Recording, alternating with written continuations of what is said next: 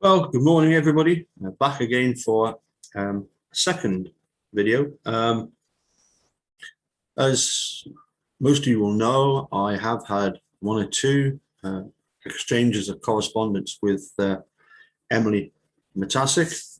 And actually on her Facebook page, if you dive deep enough, then you'll come across this particular video that she's put on her Facebook page.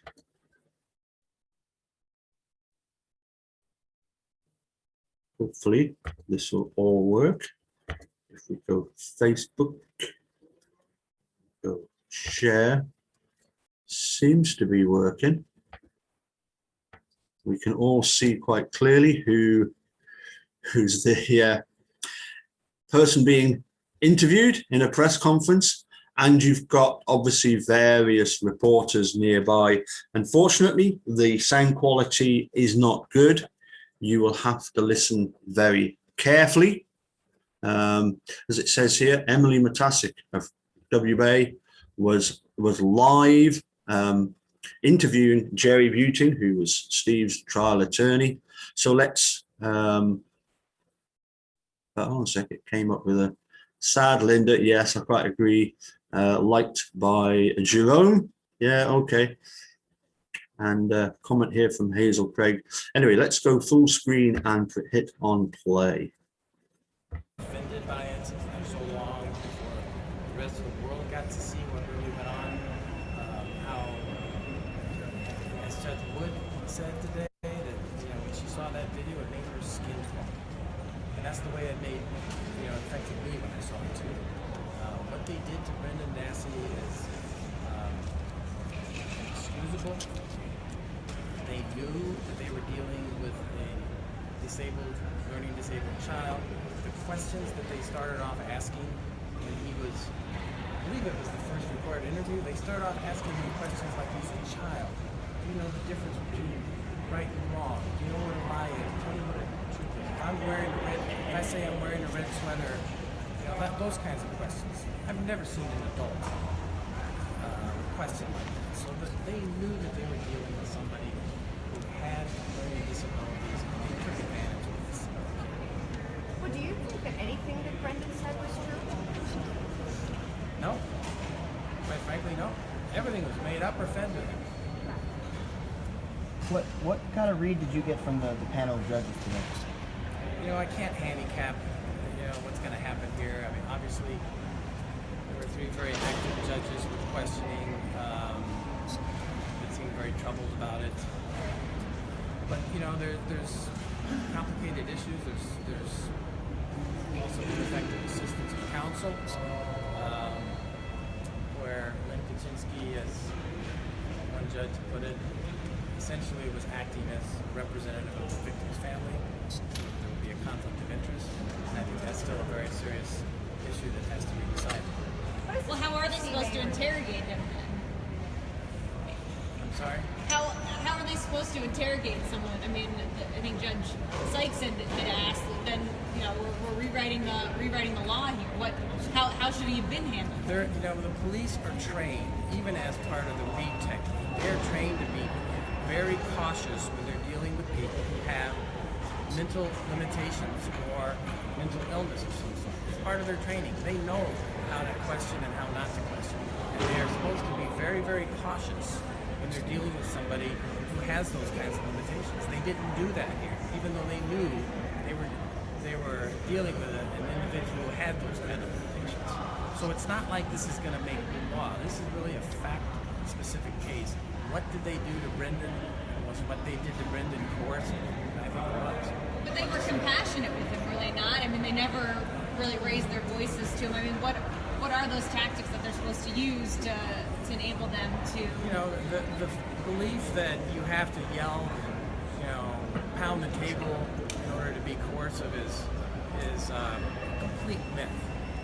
Study after study after study shows that psychological techniques, in fact, they're taught through the read technique. They're taught to use more psychological techniques that are going to gain the trust of the suspect. they crossed the line here, I think, by making him promises, starting right off. This didn't come up today, but at the very beginning of the interrogation, they tell Brendan, look, there are people back in the police department and the DA's office who think we should charge you already.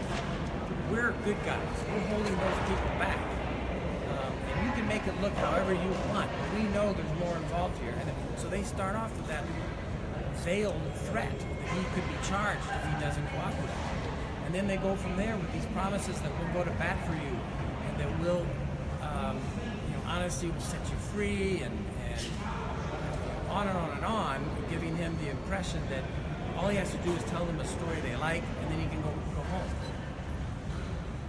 And he clearly was under that misapprehension even after he'd come out with the statement that he did. And said, can I get back to school now? I got a project due in fifth period or whatever. So what does Brendan Dassey's case mean for Stephen Avery's case? That's going to be up to Stephen's lawyer. I don't know. I mean, clearly, yes, they did not use Brendan's confession at Stephen's trial, but there's no question that the jury was aware of it and the jury was influenced by it. It was planted in their minds by Ken Kratz during the press conference that he gave, and then it was repeated over and over and over by you guys. Not any of your fault. At one point there was in essence, a gag order saying don't talk anymore, and so you were left reporting the same version of events that was false, and didn't even know until the trial came out that there was no evidence to corroborate it. There was no blood in the trailer. There were no scratch marks on the headboard from somebody struggling who was shackled with handcuffs.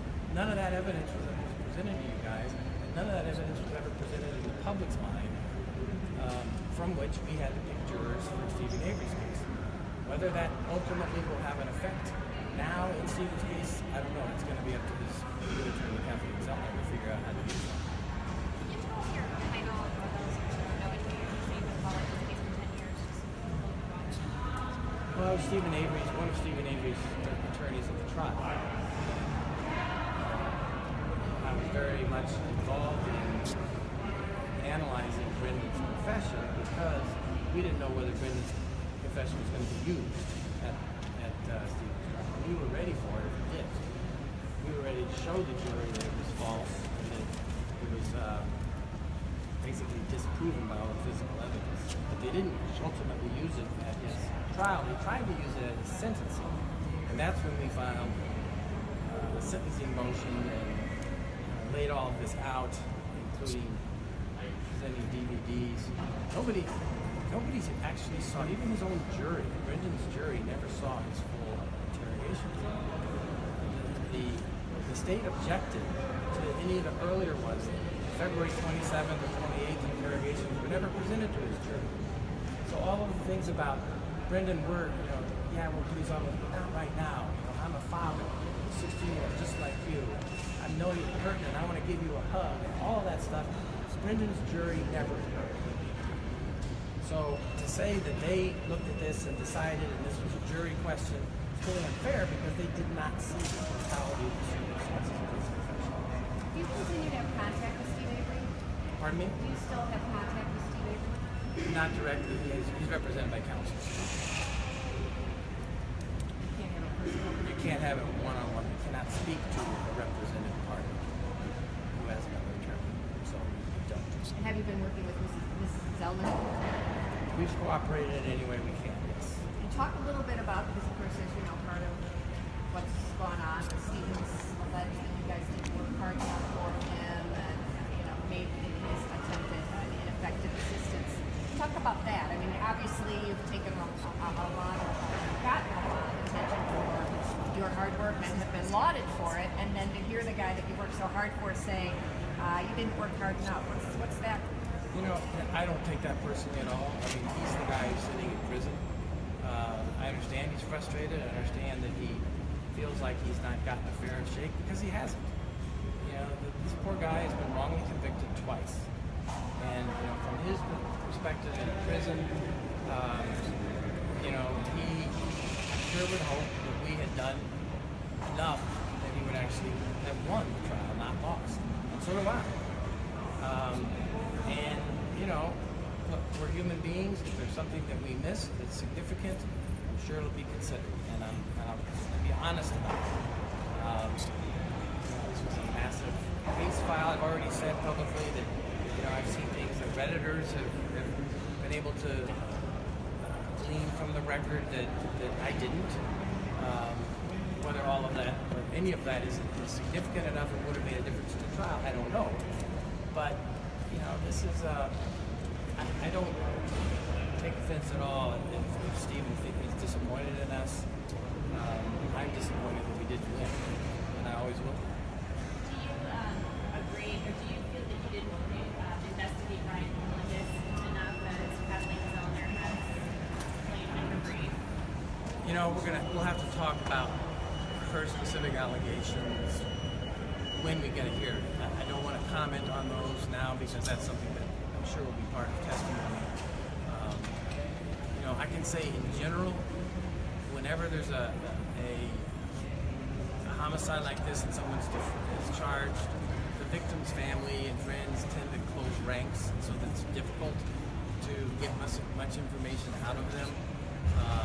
That's why it's so important that the police do that, because the police are in a position where they can get people to talk, ex-boyfriends, boyfriends, husbands, check out their alibis, those kinds of things. That's what the police should do and didn't do in this case. Well, she's not saying that blood is from 2005. Do you buy that? I don't know. I'm not going to comment directly on what the conclusions are that she's made some emotional left. What happens next as far as the legal process goes from here? Well, the court has to decide and issue an opinion, and that could take a couple of months. It's hard to say.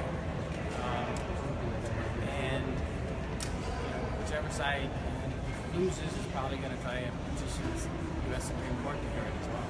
What is it likely the Supreme Court will actually hear it, though? I know that's a very small percentage. I don't know. I mean, this is an important case, obviously, because of its exposure worldwide. That may play a role in whether they decide to make the case, but it may not. I can't handicap that.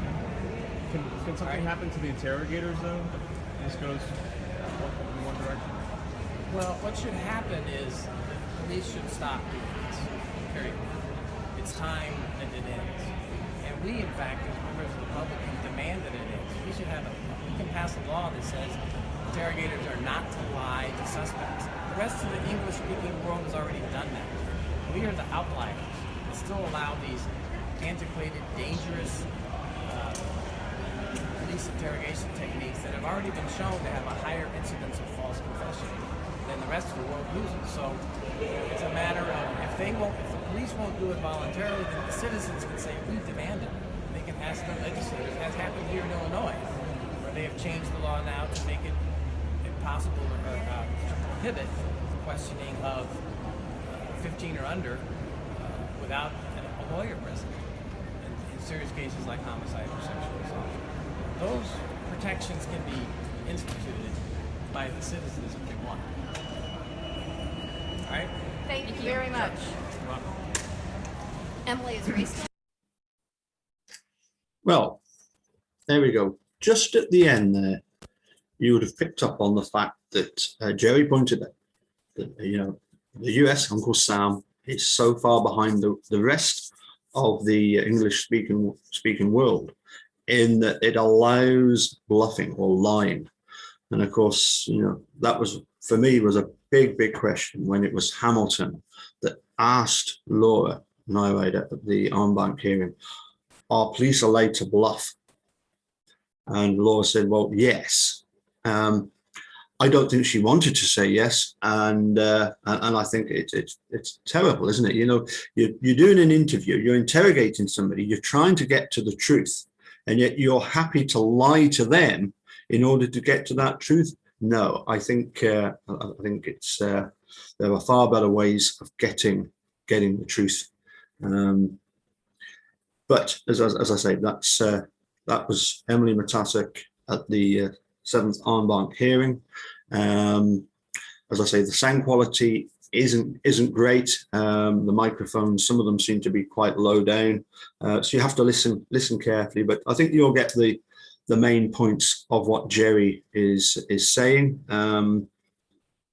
Noticeable, wasn't it? Some of the questions being asked by the Wisconsin journalists, you know, still going on about the fact that, you know, if he's confessed, then, you know, that should, you know, what are they meant to do? They didn't hammer the table. They didn't shout at him. Of course they didn't, no, because that was outlawed a long time ago. But they've got other coercive techniques. And yeah, it's good to hear Jerry talking about the whole situation for that length of time. I think it was it's like a 12-minute interview. Anyway, so I'm going to post this one, and then later on today, follow up a latest bit of news to do with lying to or bluffing to people during interrogation. So I'm going to say cheerio, and we'll catch you all soon. Bye for now.